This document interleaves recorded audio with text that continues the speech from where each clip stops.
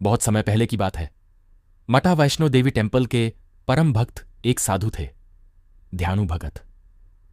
उनकी माता रानी के प्रति ऐसी भक्ति थी कि लोग दूर दूर से उनके दर्शन करने आते थे। एक बार ध्यानु भगत हजारों भक्तों के साथ माता के दर्शन के लिए यात्रा पर निकले। उनके साथ घोड़े, ढोल नगाड़े और जयकारों की गूंज थी। जय माता दी। जब यह विशाल जत्था दिल्ली पहुंचा तब उस समय के बादशाह अकबर को इसकी खबर मिली।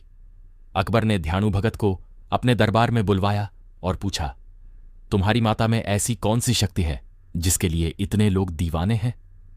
ध्यानु भगत ने हाथ जोड़कर कहा, माता अपने भक्तों की हर पुकार सुनती है। सच्चे मन से मांगो तो असंभव भी संभव हो जाता है। अकबर ने उनकी परीक्षा लेने की ठानी। उसने ध्यानु भगत के प्रिय घोड़े का सिर कटवा दिया और कहा, अगर तुम्हारी माता सच में शक्तिशाली है तो इस घोड़े को जीवित करके दिखाओ। यह सुनकर पूरा दरबार स्तब्ध रह गया, लेकिन ध्यानु भगत के चेहरे पर जरा भी डर नहीं था।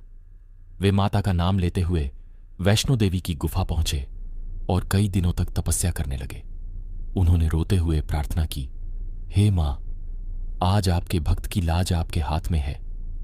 कहते हैं कि कई दिनों की कठोर भक्ति के बाद भी जब माता ने दर्शन नहीं दिए तो ध्यानु भगत ने अपनी गर्दन काटकर मां को अर्पित करने का निश्चय कर लिया। जैसे ही उन्होंने तलवार उठाई, अचानक पूरी गुफा दिव्य प्रकाश से भर गई। माता रानी प्रकट हुई। मां ने कहा, हे पुत्र ध्यानु, तुम्हारी भक्ति से मैं प्रसन्न हूं। इतना कहते ही ध्यानु भगत का सिर पुनः जुड़ गया और दूर दरबार में पड़ा घोड़ा भी जीवित हो उठा। जब यह चमत्कार अकबर ने देखा तो वह भी माता की शक्ति के सामने नतमस्तक हो गया।